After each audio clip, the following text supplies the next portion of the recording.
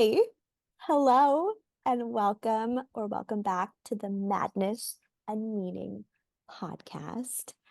Today's episode is a topic that is just so close to my heart that I feel like I'm going to talk Amanda's ear off for so long. We might need a part two, three, four, five, six, seven. I don't know, because I think I could talk about this forever in my sleep.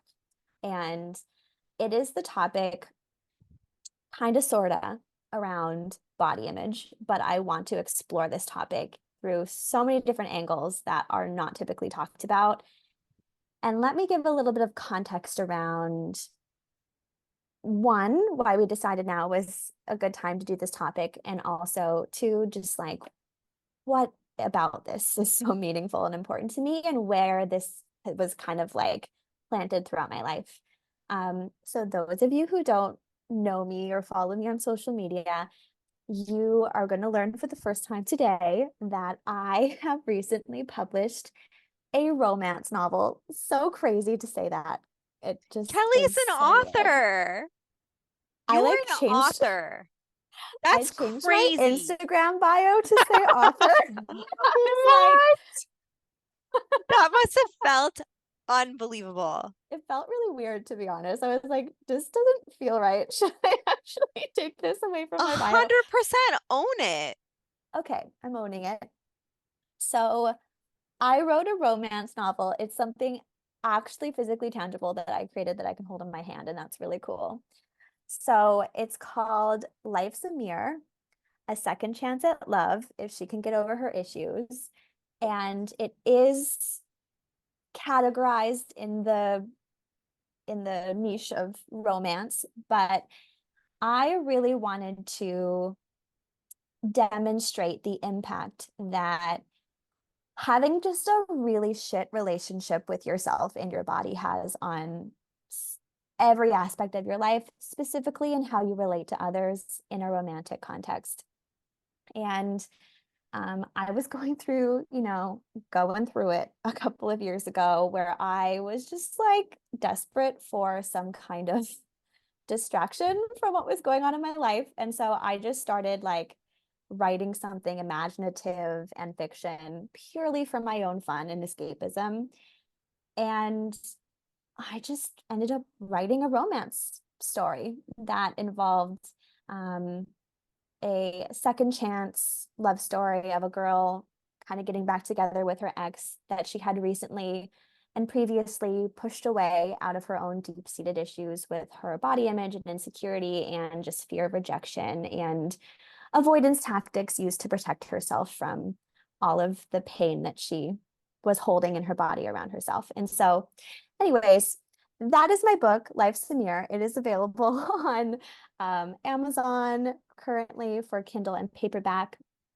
Is it going to be And linked below in the show notes? it is linked It is below in the linked show below in the notes. show notes. Yes, if you are into romance novels, but you also would appreciate the ability to relate to the main character in a way that isn't really there in a lot of romance novels, because I don't know about you, but me, I have a little bit of a gripe for most romance novels that just end up describing the main female lead as like this tiny, dainty, like cute, like easy to toss around Every girl who time. like has these imperfections that are watered down to this like really endearing and cute level.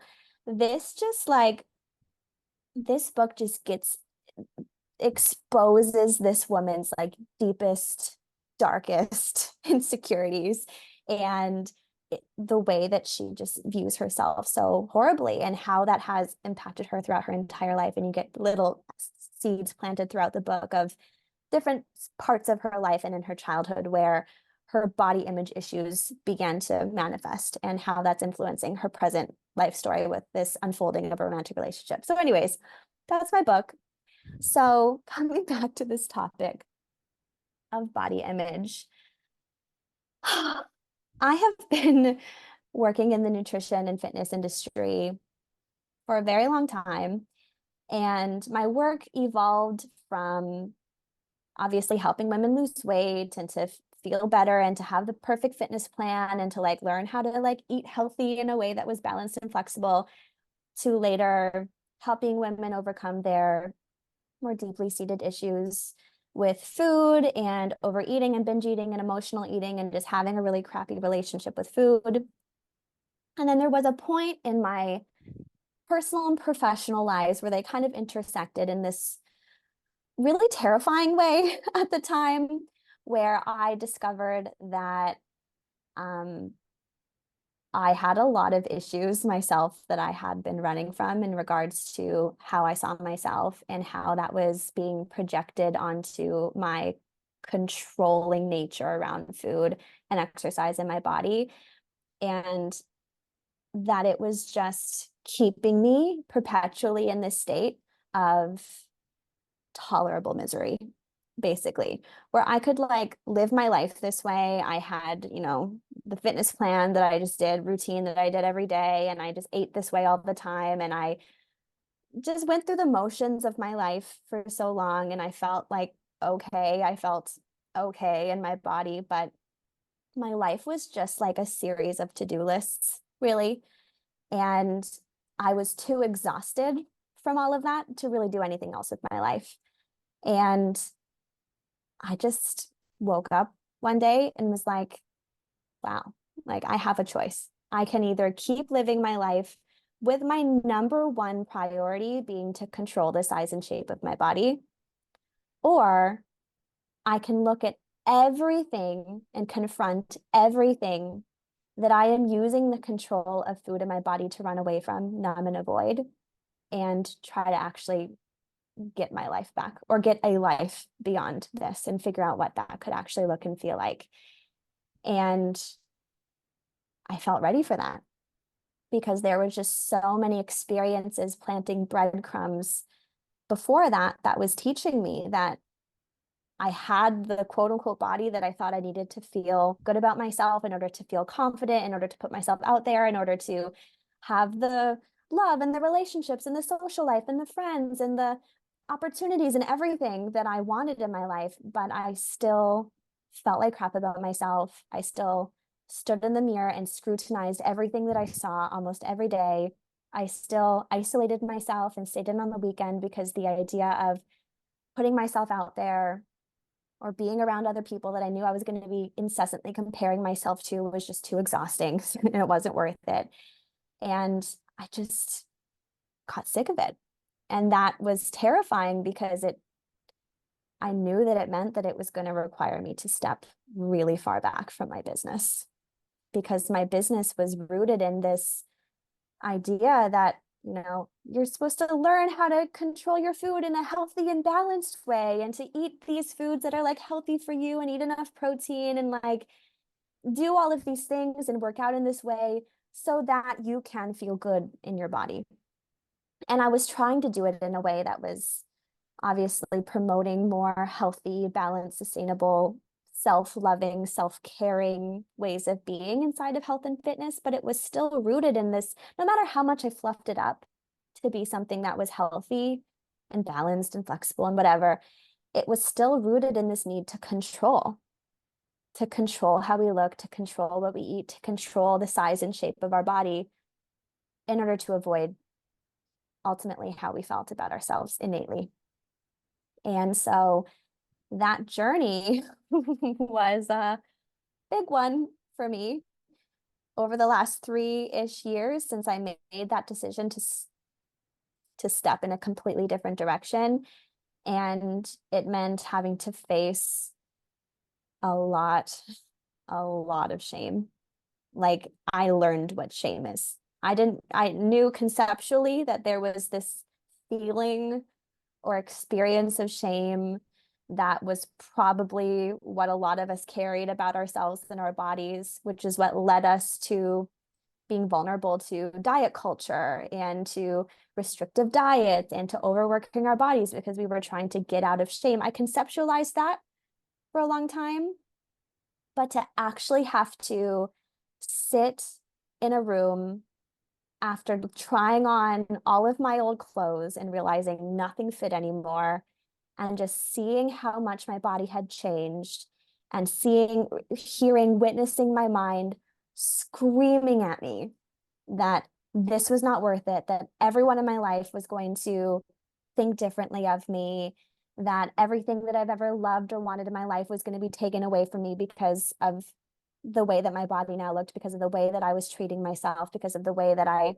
was stepping way back from controlling food and fitness, that I wasn't working hard enough, that this meant something bad about me, that my business was going to suffer because no one was going to want to pay me if I looked like this. Like every story you could imagine that came with my body changing. And then just knowing that I couldn't do anything about it, or that I wouldn't do anything about it, because I made that promise to myself that this is what I needed to do, that this is what was best for me ultimately. And that if I went back to controlling my body because I felt uncomfortable in it, it was just going to perpetuate the same cycle that I felt stuck in for my entire life. I just was overwhelmed with this sensation of shame. Just like every sensation of my flesh felt like I wanted to vomit. Like it just was so disturbing to be inside of my own body at that time.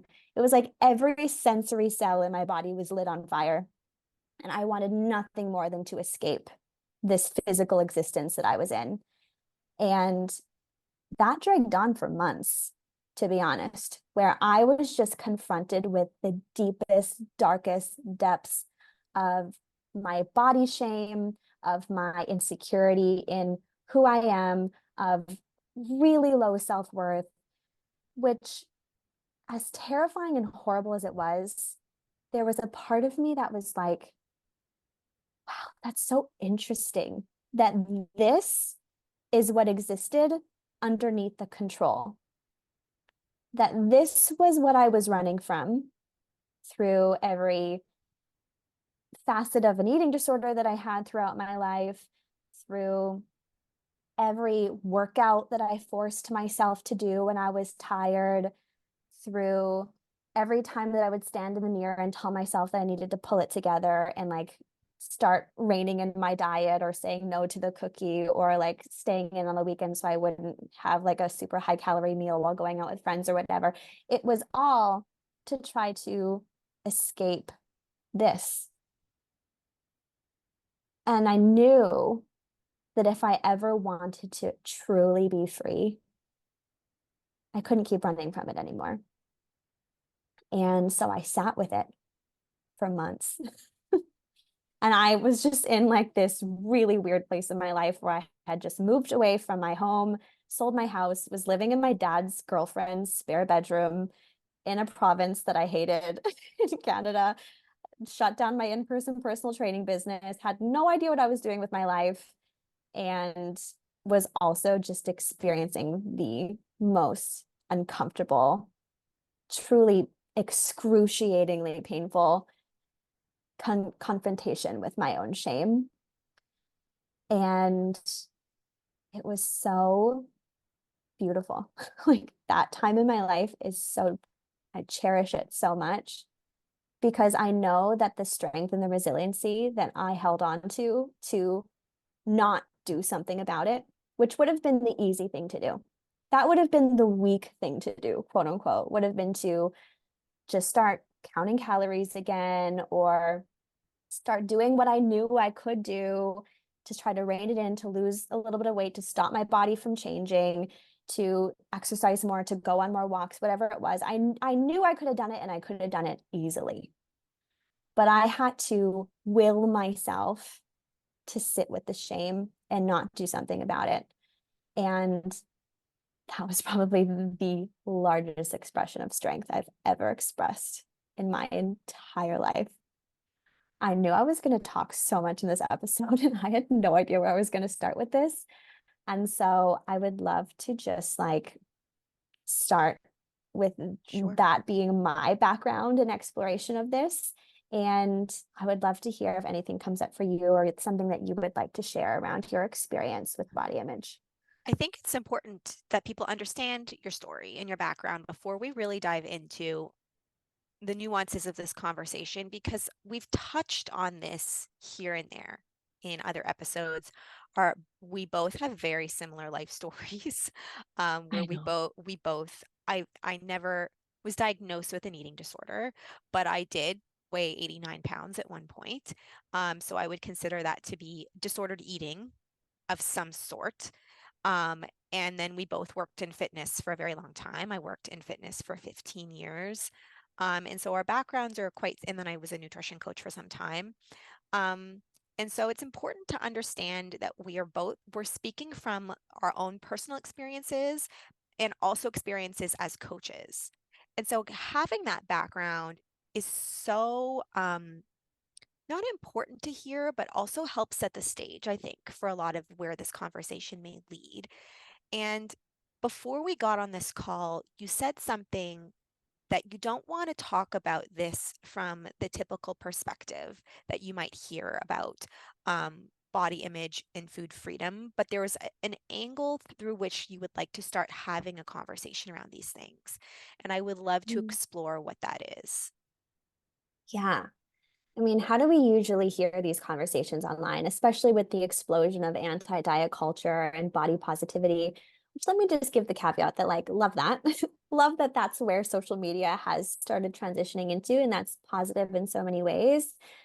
But there's just something to it that feels like it's just hitting up against a wall where people are recognizing that the perception of their body that they have has been influenced by so much shit throughout our lives that was toxic and wrong and manipulative and probably made some old man a lot of money or whatever. And it's good that we're recognizing that because it's starting to clear a little bit of the illusion that we've held the standard of our bodies to. Being able to see that this expectation that I have held on myself for my body to have to look a certain way wasn't that that's actually how my body should look, or that's what makes me more lovable or admirable or appreciated or significant or important in this life. It's that that is just the messaging that the society gave us that probably made a lot of big businesses a lot of money selling us solutions to problems that it wanted us to believe that we had and that they could fix. And so while we're starting to dismantle this illusion of our bodies supposing to look a certain way, I think inevitably the place a lot of us run up against is that it's like, well, like, for what? Or now what? Like, now that I see this, now that I recognize that my relationship with my body is having this really negative impact on my life and for probably no reason at all, like, so what? So that I can feel more confident? That is such bullshit because it's like, that's so meaningless at the end of the day. Like, what does being more confident really mean? What does healing your body image really mean? What does having a good relationship with food really mean?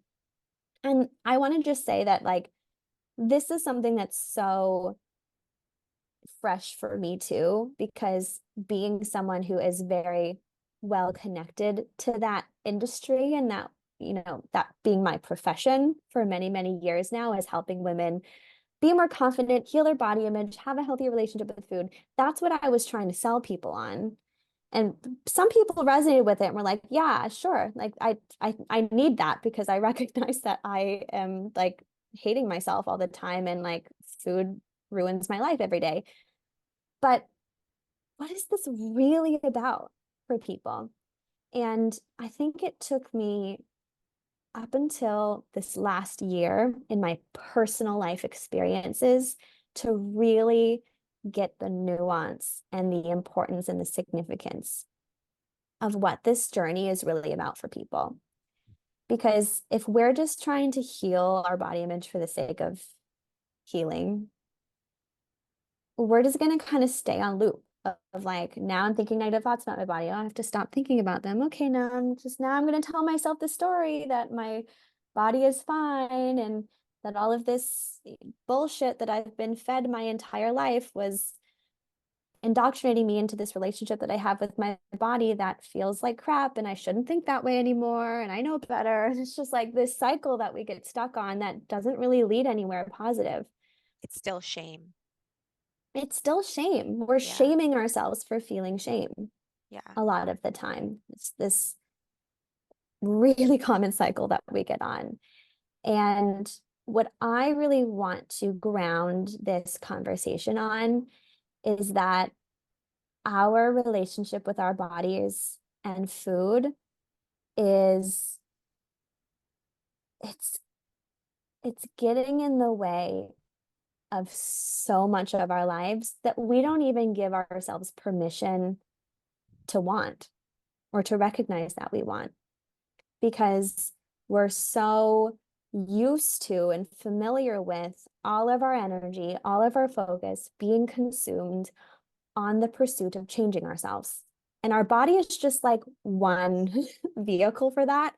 We're always seeking to change how we look, what our career is, how much money we're making.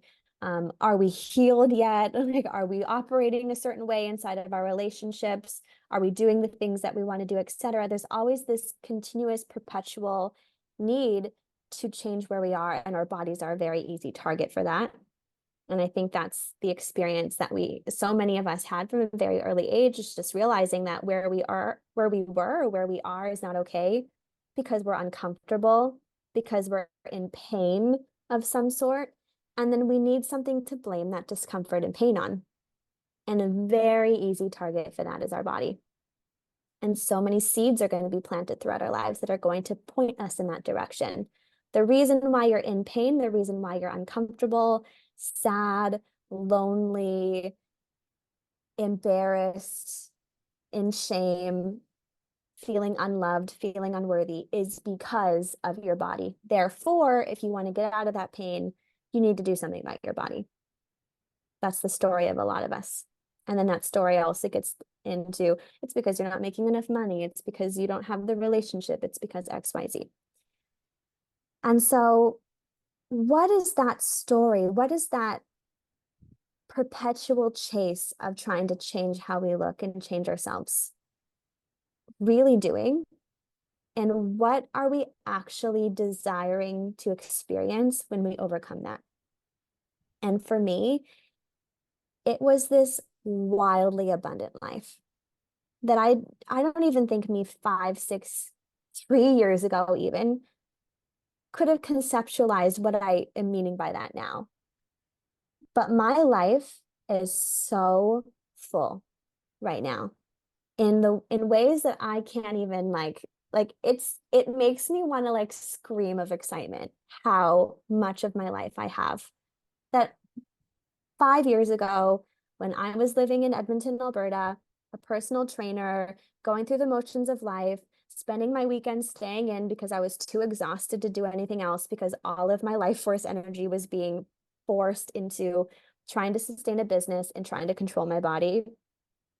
Like, I didn't even know what life I wanted. I didn't even know that I wanted anything different, because being in that going through the motion state was so familiar. It was comfortable enough that I could get by, and I probably could have lived that life forever. It was comfortable enough.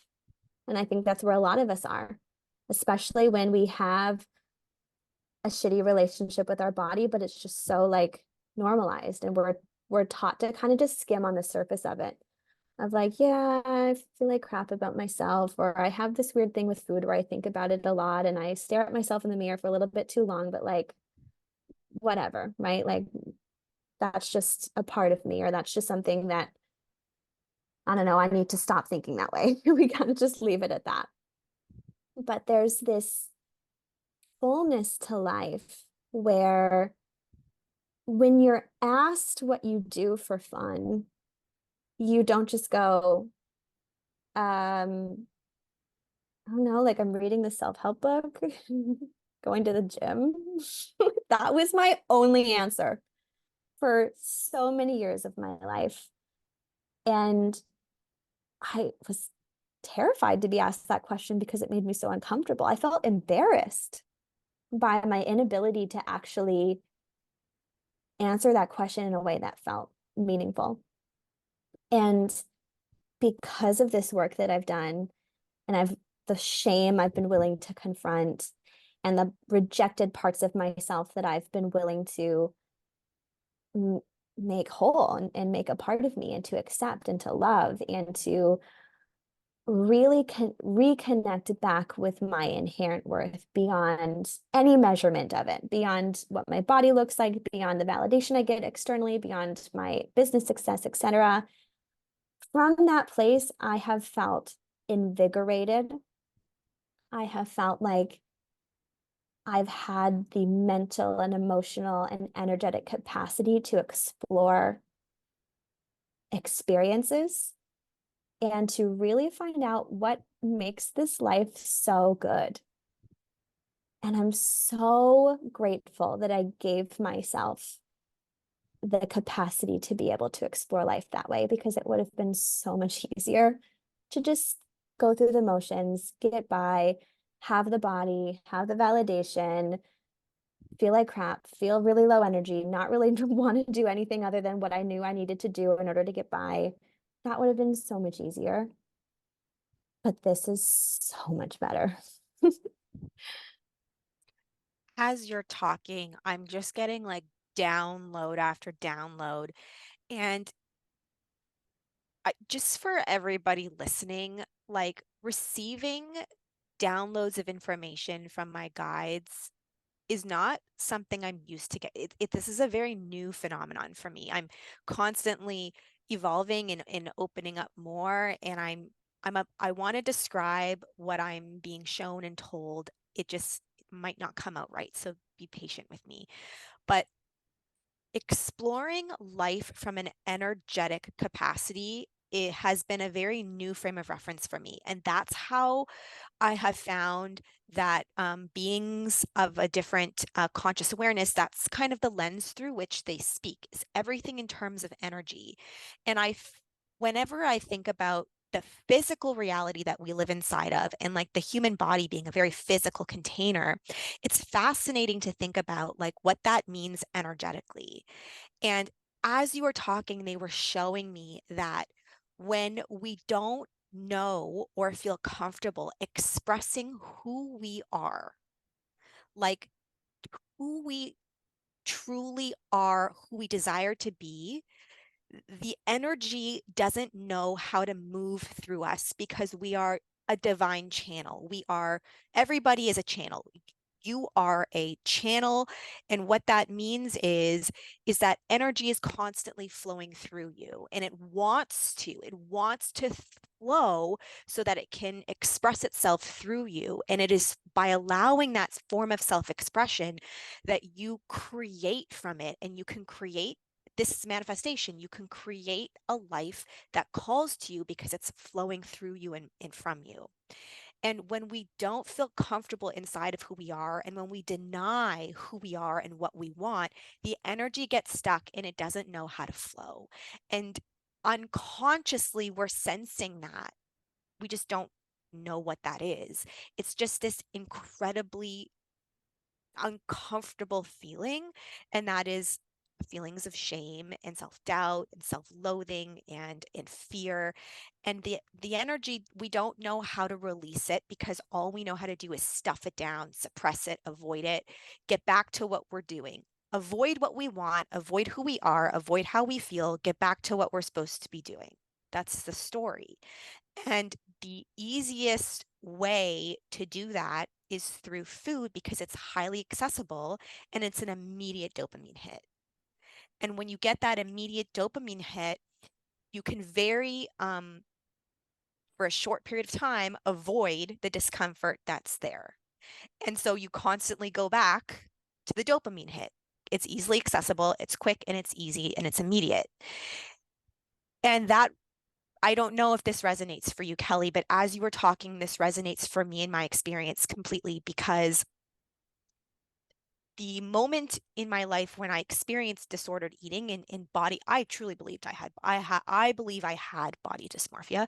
When I looked in the mirror, I didn't see myself as skinny. I was 89 pounds. I felt Yeah. bloated. I felt disgusting. I hated who I was. I Hmm. hated myself.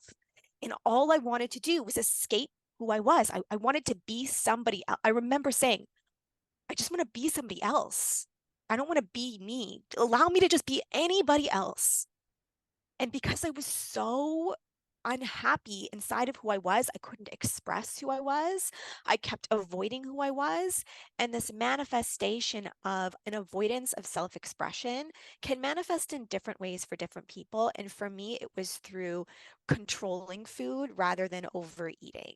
And along with that came eventually exercise, where when I discovered powerlifting, I started eating because I wanted to be strong, but it was sort of the same manifestation of my discomfort inside of who I was, where rather than controlling and restricting food, I was controlling and restricting exercise and beating myself up through that. And it's not surprising to me that the moment I started working with you and I felt more comfortable expressing who I was, the need for that fell away. Yeah, I remember that. It just fell away. Mm. Yeah.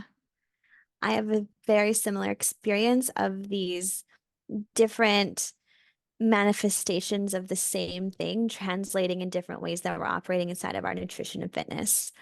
And where one can be really justified as a step forward or as healthier, but it's still the same thing. For me, it started with like, obviously, as anyone gets into a diet for the first time, it's like just eat 1,200 calories and eat from this very tiny list of foods. And then every other food is off limits.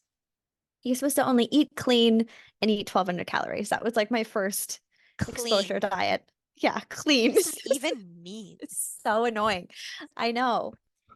And then when I realized that that was too restrictive, and also there was narrative brewing in the fitness industry and social media saying, like, that's not okay and that's unhealthy and that's going to create eating disorders, et cetera, et cetera. Then it was like, okay, maybe I do need to eat more than 1,200 calories, and maybe like sugar isn't the end of the world. Maybe I can eat like 80% clean and have like 20% of these, like, treat foods or whatever. And that felt like a step up. That felt like I was moving away from unhealthy into something that was healthy. And in a lot of ways it was, but I was still trying to do the same thing. I was still trying to control food and control my body because if I didn't, it was too uncomfortable to face who I was. And so then I realized, okay, maybe this is also too restrictive. Maybe still like trying to eat only 80% of these clean foods is a bit ridiculous because what is a clean food anyway? And all food is okay as long as it's balanced. And then lo and behold, the birth of Vivid Fits or Macros. Anyone on social media circa like 2014, 2015 It might was everywhere. it was everywhere. Yeah. Everyone's like Pop-Tart sandwiches with Yeah. like protein ice cream and like Reese's peanut butter cups in like frozen yogurt with like a protein sludge on top. Like And then you just get your cheat day, right? You can cheat on your yep. macros and eat dirty. Yeah. Well, It's it weird depends how you were terminology. doing it. I know it's Sure. such weird terminology. Yeah. There was like people doing the eat clean and then cheat days, and there was people doing like the no, don't have cheat days. Just eat like shit all the time, but count your macros and make sure that you're eating enough protein, fats, and carbs. And Yeah. again, that felt like a move in a healthier direction, right? It was seemingly less restrictive. In a lot of ways, it was, and it was teaching people more balance, flexibility, and sustainability. But again, it was coming from the same place. I need to control what I eat. I need to control what I look like in order to control how I feel about myself. Because if I'm not controlling how I look and like and what I eat, then I feel like shit about myself. I can't confront who I really am. That's too uncomfortable. And then for me, then that became too restrictive, trying to count how many grams of carbs, protein, and fat and weigh everything and whatever. So then I transitioned into I'll just count calories and make sure I eat enough protein. And then I'm just going to try to speed up this process because it's a long reiteration of the same thing. Then I realized that was too restrictive too. And then I was like, I'll just intuitively eat. And then I stopped. I took away my Fitness Pal. I deleted the app off of my phone. I was like, I'm not going to count calories. I'm not going to count protein anymore. I'm just going to eat meals that I know are healthy and have a lot of protein. And then I was kind of a victim to this. I'm going to eat the same 3 meals or same 2 meals every single day forever because I know how much calories are in them and I know how much protein is in them. So I don't actually have to count it in an app to know that I'm eating an appropriate amount of food because I'm still trying to control what I eat and control what I look like. Because if I don't, then I feel like crap about myself. And this cycle just kept repeating where it was like, I'm taking away the restriction. I'm becoming more balanced. I'm becoming more flexible with my approach, but the approach is still trying to control what I eat and what I look like. And it wasn't until I realized that it was all just a manifestation of the exact same thing, and that what I was trying to do was control everything that I could to avoid something inside of me. I realized it didn't matter how balanced and flexible and healthy and sustainable and whatever approach I was taking, it was still going to feel like crap. It was still going to feel like it was limiting me.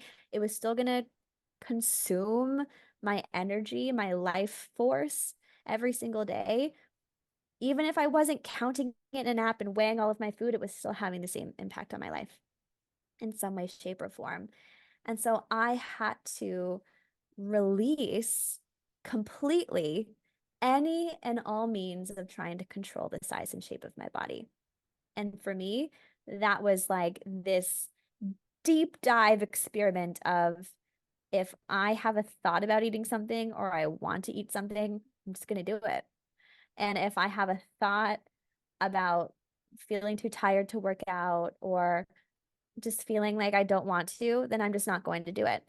And that can come across as like a very unhealthy experiment. And for a lot of people, it might still be. And in a lot of ways, it kind of was not a full expression of healthy, because it was healthy for me because it was forcing me outside of these control tactics. But it did, change my body a lot in those months, which again was then that time where I had to confront a lot of that body shame. But I had to experience that. I had to completely release any and all means of trying to control what I was eating so that I would learn that I'm okay if I'm not controlling it. And learning that I'm okay wouldn't have happened had I went the opposite direction as soon as I felt uncomfortable in my body. Because that would have been me saying, how I am now, how I feel, what I look like, what my body is doing is not okay. I need to control it again to try to fix it.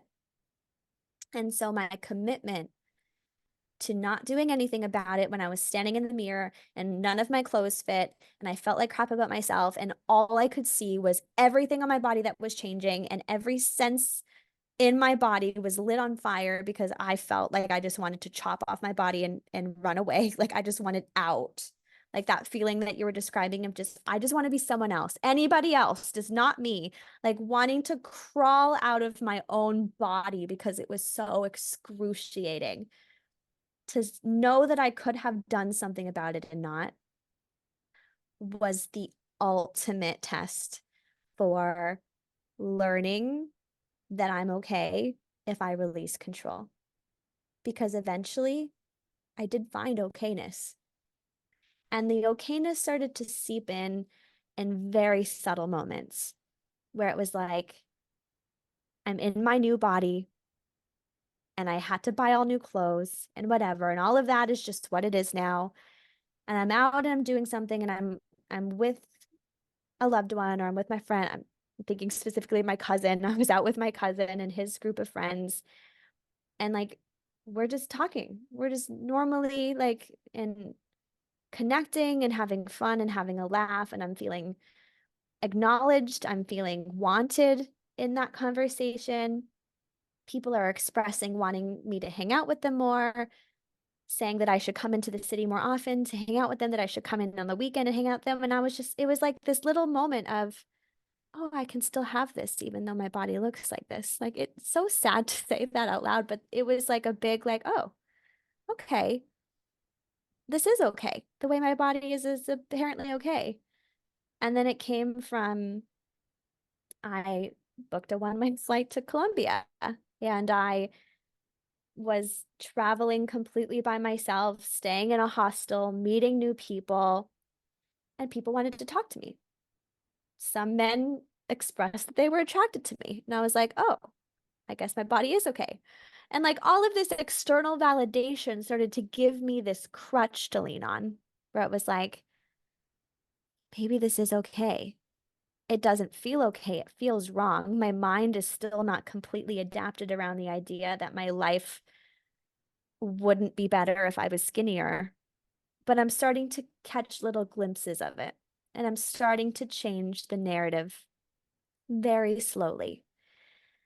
And then over years of just being in my life in this new body that I wasn't controlling, that I was just letting do whatever it wanted to do.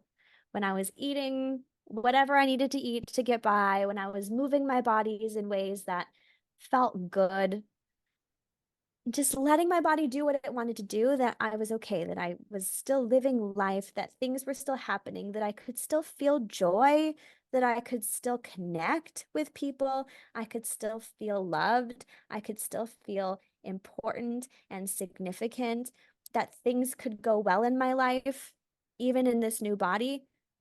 It started to just create this level of safety within my vessel, my physical vessel that I was living this life through. And through that foundation of just feeling okay unconditionally of what my body was looking like, allowed me to start to just come back slowly, slowly, slowly to how do I actually want to care for my body? Not from this place of control, not from needing it to look a certain way or to be a certain way in order for me to avoid this pain and this discomfort and in a unsafety around expressing myself, like you were saying, but just because I want to like feel good and treat my body good, what does that look like? And that meant doing different kinds of workouts, doing a lot of yoga, just feeling how my body reacts to certain exercise and movement and how my body reacts to certain nutrition protocols and certain meals and certain foods and how much food feels good for me and all of that. And it was starting to come back to a regimen in a way that was rooted in something completely different because I had released all of that need to control and all of that fear-based reactivity to my discomfort inside of myself. That was no longer in the driver's seat. And I was able to create healthy, sustainable nutrition, self-care, fitness routines for myself that were coming purely from this desire to take really good care of myself. And that is such a huge difference. Like I can't even put into words how different of an experience those things are now. Something I've noticed with clients, and I know you've noticed this too, is this fear of letting go of that control because they're afraid that it's going to swing in the opposite direction and they're going to completely lose control. But it's a manifestation of the same fear taking Mhm. place, which is a feeling of not feeling safe inside of who you are, not trusting yourself, and not feeling like you can express who you truly are.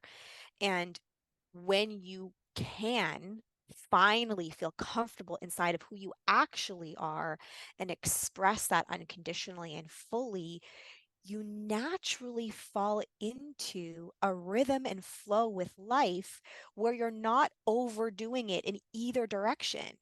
Mhm. It's like homeostasis and balance just naturally takes place, but there's a lack of trust in that. And what Yes. we've both, I think, uncovered and described over the course of this podcast is that sometimes you have to go through the different experiences Mhm. and learn from each one in order to realize that for yourself. And it doesn't matter how many coaches you hire that try to convince you of this or show this to you or demonstrate this to you. You kind of have to move through it yourself in order to have that realization. Yes. But I just wanted to put that forward that, like, when you naturally trust yourself and naturally know how to hold yourself with love, there is no more overdoing it in in any direction, really. Your everything just kind of relaxes and becomes easy and Yes. simple. Yes. And yes, I so want to validate for some people that they might have a story of, but what if it's not like that for me? Like Right. some people genuinely just think that that there's something wrong with them, where if they just let themselves eat whatever they want forever, they will become 500 pounds. That's not what And we're saying. right. But they think that, I that's true. know. I They know. think that that's true about them. Yeah. And I was there. I genuinely thought that, like, because my childhood experience was being a chubby kid, like being bigger than any other kid in my class, basically, before I ever tried to control my food, before I ever tried to exercise at all to control the size and shape of my body was what I considered unacceptable. And so then that just continued to perpetuate that story of, if I let go of control, if I go back to eating whatever I want, whenever I want, to no abandon, then my body is just going to become unacceptably unhealthy and obese. And that's a story that a lot of people have that holds them to this need to control. Right. And that's usually when they go down the same cycle that I was talking about, where it's like controlling it a little bit less, but still controlling it in a different way that feels healthier, controlling it in a way that like allows for a little bit more flexibility, but it's still controlling it, doing it, and then kind of always getting the same result over and over again. And so I want to really highlight what you're saying, Amanda, where it's like, there is an innate wisdom to our bodies, to ourselves, that just knows what to eat, knows how to take care of ourselves. And the reason why we haven't ever reached a place where we can eat and move in a way that is really healthy and nourishing for our body without rules, restrictions, guidelines, diets, control tactics governing that, is because there have been so many things throughout our lives that have disconnected us from our bodies and disconnected us from ourselves. And then that just gets perpetuated more and more and more with every diet that we do, right? And so I want to validate this fear that people have, that if they stop controlling what they eat and controlling their body, that their body is going to swing to the other side of the spectrum. Because the reality is that that can happen. Yeah. It totally can. And for me, in some ways, it did. I never became obese, but I definitely was holding on to a lot of weight that I was very uncomfortable with and that didn't feel like me. Like it just didn't feel good. And I didn't like that. I didn't want to accept that this is what my body looked like when I wasn't controlling it. Because there were so many women I was comparing myself to that didn't have an issue with food, that just ate whatever they wanted and they just On like the worked out surface. whenever. Yeah. Well, there were some women that I knew that just genuinely never had that, the issues with food, They which is have other crazy. things. They have other things for sure. But it seemed like there were so many women out there that just like seemingly never thought about food or thought about their bodies or thought about working out as much as I did. And yet they had a better body than me. And I was like, that is so unfair that like I have, I still think about food and I still try to make healthy choices and I still try to take care of myself, but I have this body that is so unacceptable to me. And I was trying to accept it and I came a long way with that. But the way that I kind of hold that experience, that is totally possible for anyone that's thinking about going down this journey, is that when you have spent so long disconnecting from your body and you have spent so long being undernourished and dysregulating your nervous system and pushing your body past its limits, when you finally step away from that, you are going to kind of expand into the opposite end of the spectrum. You are going to feel too hungry. You are going to not want to work out a lot of the time. You are going to not want to move your body. Your body's just going to be like, finally, we can rest and nourish again. Yep. And it's going to take advantage of that for a big reason because it doesn't trust that that's going to stay forever. Because that's what we've shown ourselves our whole life. I'll have a cheat day, but then I get back on track. Or I'll loosen up on my diet, but then I'm going to feel uncomfortable and go back to dieting eventually. Or I'm going to like let myself enjoy the holidays, but as soon as January rolls around, I'm going to get back on track and start pushing myself again and pushing my body's boundaries and restricting myself and controlling everything again. And so I think there was a really long stretch of time where when I committed to this food freedom and healing journey around my relationship with food and my body, a part of me still didn't fully trust that I think like innately my body didn't trust that it wasn't going to go back into starvation and pushing itself and controlling because that's the cycle I had shown it my entire life. And so my hunger was insane. I felt like I could eat and eat and eat and eat and never, ever, ever get full for at least the first couple of months until I started to gain some normalcy and connection to some hunger and fullness signals again. And it felt like all exercise was just like, bleh. Like I just didn't want to do anything hard with my body. My body was just so tired. It was so ready to just like sleep all the time and like maybe do some yoga sometimes. And that's all I felt like I had the capacity to do. And trusting that was hard. I think the way that I manipulated myself into trusting it was telling myself that this was temporary and that my body was eventually going to reach this homeostasis. And that was something that I just had to tell myself and There's a trust was going to be true. recalibration process. Yeah. There's gonna be a recalibration process. And I think that that's what people are afraid of, is that Yes. there won't be. Right. Yeah. And so the fear is keeping you stuck um, inside of the disempowering pattern that's playing out. And I would love to briefly touch on, because I do feel like there's an underlying theme of desirability under all this. Mm. The human Yes. need to feel desired or desirable that drives this incessant need to control the way that we look. Mm. And I would love to speak into that a little bit more, like where that comes from, why that's there, and how we Mhm. can learn to be inside of that or Mm. detach from that. I love this angle because desirability, it is what has bombarded us as women, especially, and men, sure, I'm sure too, but like think of all of the diet culture media that we can imagine has shaped us from magazines and TV shows and movies and social media that has glorified a certain body type as perfection, as desirable. And now we're comparing ourselves to this quote unquote ideal, thinking that the closer that we get to that, the more desirable we are. And we can come back to justify that as that has made some rich old man a lot of money selling that idea, I'm sure, and lots of businesses.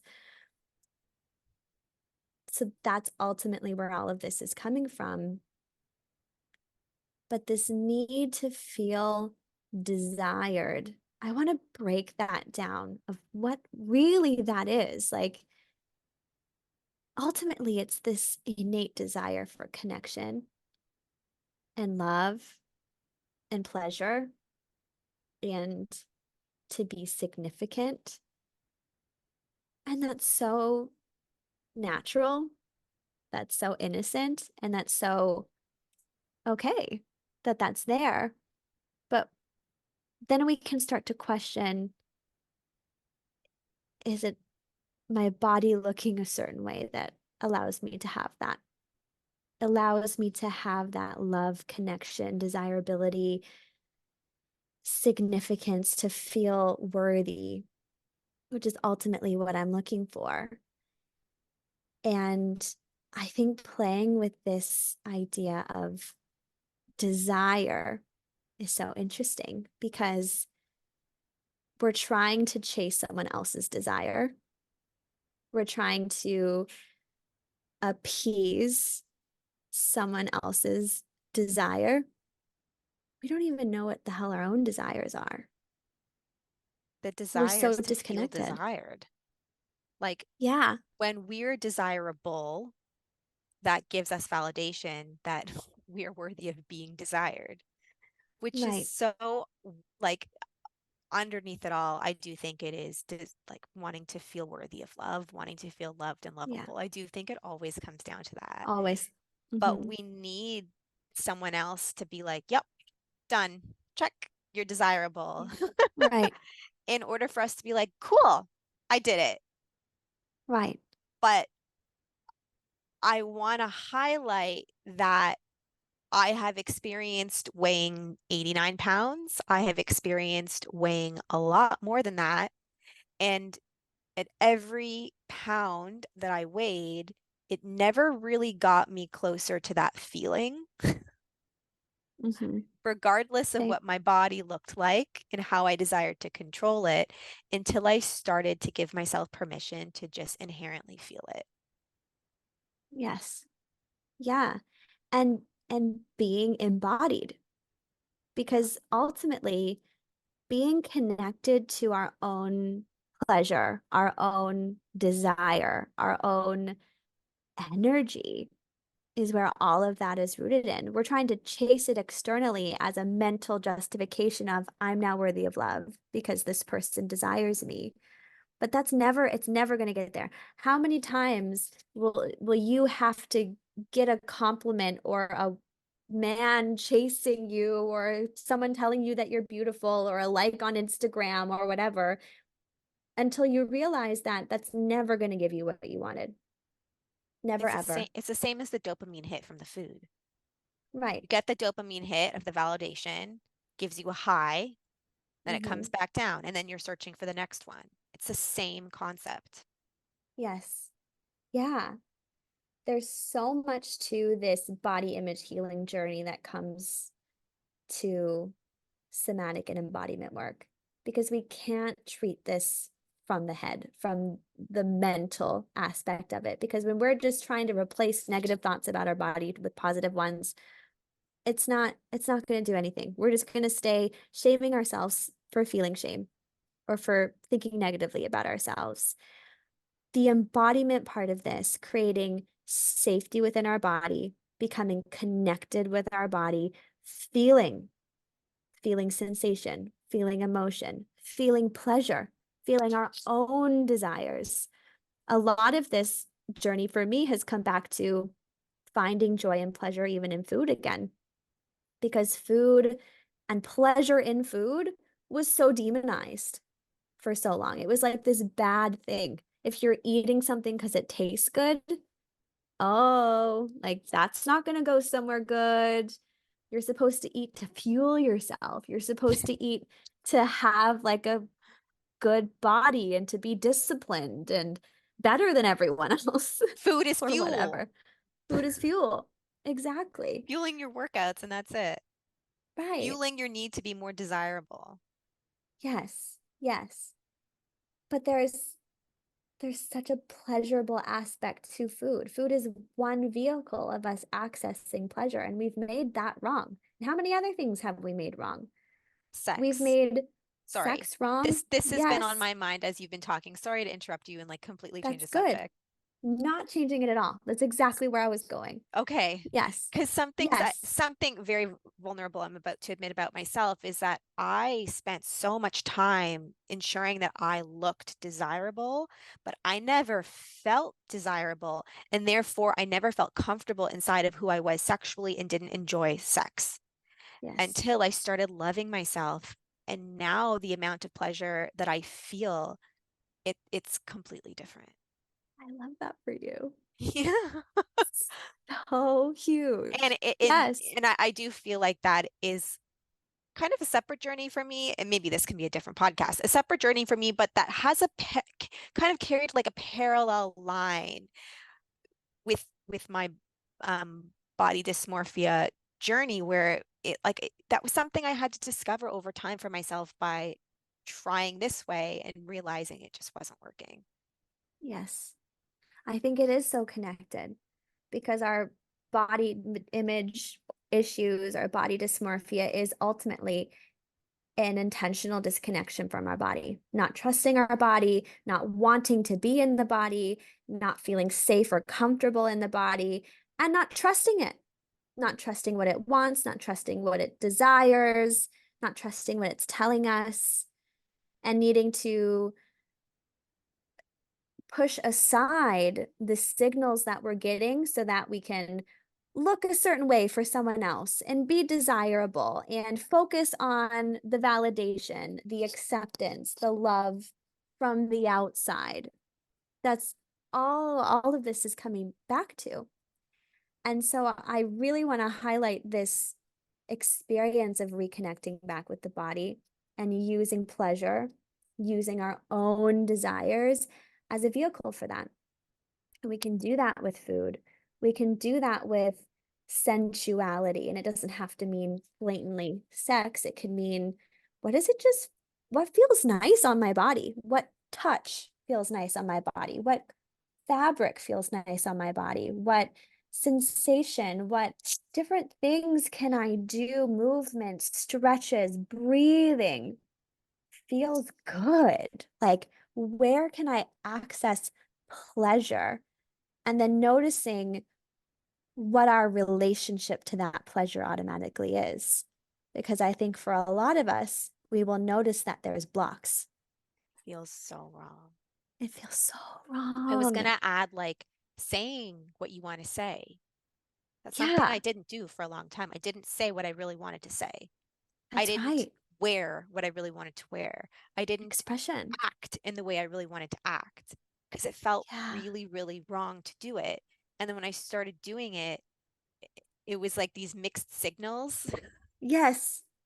And Didn't then fully over, trust it, but there was no, something about it that felt really invigorating. yes, Yeah. Yeah. Expression is pleasure. It really is. It gets to be a vehicle of pleasure, but this has to be exploratory and this has to come with a lot of patience and it has to be approached with curiosity because the reality is for a lot of us, we are completely blocked to our own pleasure and desire. We've been indoctrinated our whole life not to trust it and that it was wrong to feel it. Even coming back to sex, we're a slut. We're invaluable if we approach our desires or seek our desires being met in that way. And with food, we're wrong, we're bad, we're lazy, we're unmotivated, we're gross, we're disgusting, we're not desirable if we let ourselves indulge in the pleasure of food, right? And so we need to start to reconnect back with that, with curiosity, with presence, and with pushing our edges a little bit. Seeing what brings me pleasure and then what is my relationship to that pleasure? At what capacity am I allowing myself to access that? When I touch myself somewhere and I caress my skin somewhere that feels nice, am I really feeling it?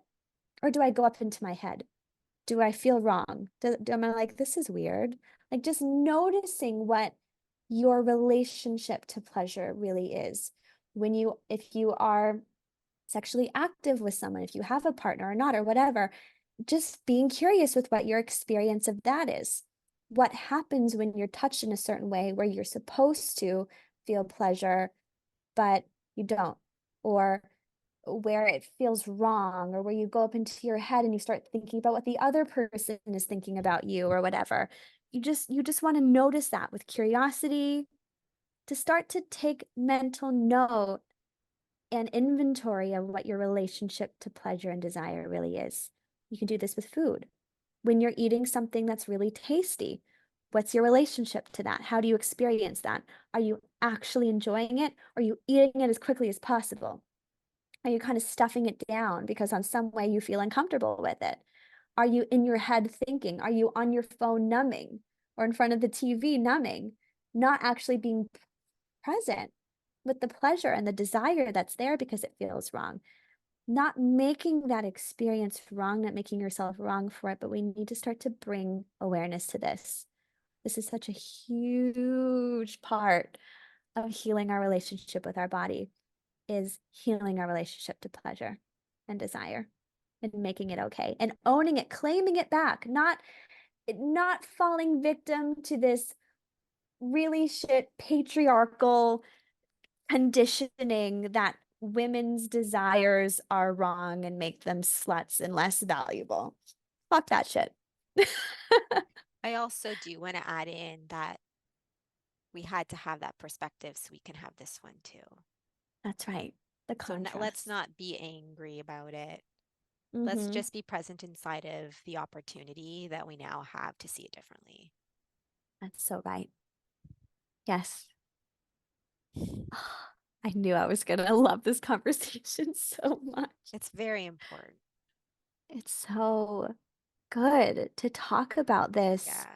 in a way that is nuanced, in a way that is actually getting to the root of what this is really about. Yeah. It's not just about like healing your body image to feel more confident, because being Mhm. confident makes you more lovable by Right. others, Right. right? Or This is being about more taking your life confident back. means that you won't eat as much, which means that your weight will, like having that same Yes, desired the outcome. same outcome. Yes, thank you for that. Yes, exactly. Mhm. This is about so much more than that. This is about just engaging with life. You can't engage with life when you're disconnected from yourself, when you're not expressing yourself, when you're controlling, when you're rejecting parts of yourself, when you have fear-based control over everything because you don't feel safe and comfortable with who you are as an innate organic expression, just who you are.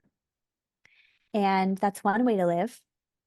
And let me highlight again, you can absolutely live that way for the rest of your life. I definitely could have. I was comfortable enough. I definitely was. And the discomfort that I had to face to move into something different, to move into a different experience of myself, my body, and my life was torturous at times and tedious and long. It's been years. Yeah. And I feel like I have slowly gotten my head above water. But this new ground that I now walk on, that I now lead my life through, there's just so much fullness to it. I have life. Like I never had life. I was surviving. I was getting by. I was going through the motions. Now I have abundant social circles, hobbies, fun, like real fun, like fun in the way that I'm like in it. And I'm like, yes, like just being lit up in every way. There's desire, there's pleasure, there's love, there's connection, there's just being exhilarated by the full spectrum of this life experience. And it doesn't mean that it's just high all the time. That's not what I'm saying. There's there's a contrast to it that's so much bigger. I feel like I was living my life in such a small spectrum of feeling. It was like uncomfortable sometimes, kind of okay sometimes. And that was where I lived. It was comfortable enough, but allowing myself to stretch into the full range of this human experience and all the sensation and the emotion and the despair and the joy and the pain and the pleasure, like all of it is just so worth it. It's so amazing. And there's so much more to do. There's so much energy. There's so much life. I can write a book. I can go lay in the park and write poetry. I can go play volleyball on the beach. I can go to dinner with friends and just engage in conversation and hear everything that they're saying and feel heard and seen and not just be in my head thinking the entire time about what I'm eating or whatever. It's so good. It's so rich. It's so I want it for everybody. And I know that this is available on the other side of people's resilience and courage to face what it is that control is helping them avoid. If someone is listening to you and they would like to experience that, where would you like them to go? I do have this program that is just the, it's my body of work of my personal and professional experience of my entire life. It's everything that I've learned in my own personal journey. It's everything that I've learned working with so many women on this stuff. It's all of my certifications infused into the 6-month roadmap of getting your life back from this fear-based control. It's called Kelevate Method, and it is the only fitness and nutrition program infused with really deep body image support and confidence embodiment work that allows you to not only look good and feel good, but to actually feel like you look good and to start creating a life for yourself beyond control, where you actually have a real answer to the question, what do you do for fun? Or what have you been up to? That's not just like, going to the gym and reading a book and like just watching Netflix on the weekend because truthfully, that's all I have the energy for. I just want more people to experience their own version of pleasure and engagement with their life. And this program is designed with the deepest transformational tools that are going to take you there. They're going to take you to places you've never been. It's going to take you way beyond just like thinking better thoughts about your body and like loving yourself and positive affirmations. And that stuff is good too. But we're going way deeper. And I'm so excited about it. And if someone is interested in finding out more about Kelevate Method, you can head to the Kelevate Method link in the description of this episode. And if you're not feeling quite on board with that yet, but you want a little bit more of a taste of my body of work, specifically in relation to this and body image and issues with food, then you can pick up my book, Life's a Mirror, A Second Chance at Love, if she can get over her issues, on Amazon, available in paperback and Kindle versions. Kelly changed my life. Oh, So I love you. if you think I'm cool, I was not like I this. think you're so cool. I was a different person 2 years ago. You were very different. So different. Yeah. So you can ask me and I'll tell you about it. Oh, I'm so grateful for your presence in my life. Okay, if you want to stick around for the next 5 minutes, Kelly and I are just going to talk loving things to each other. We're just gonna Thank you all so much for listening. If this is an episode that resonated with you or it didn't, we want to hear from you. We want to hear your yes, comments, questions, and we would love to expand on this if you have any insights that you want to share with us or any personal stories. We would love to have a back and forth conversation with you. And absolutely. if you've enjoyed this podcast, please leave us a rating and review. We would really appreciate that as well. Thank you all so much Ooh. for listening. And we will see you next week. See you next week. Bye. Bye.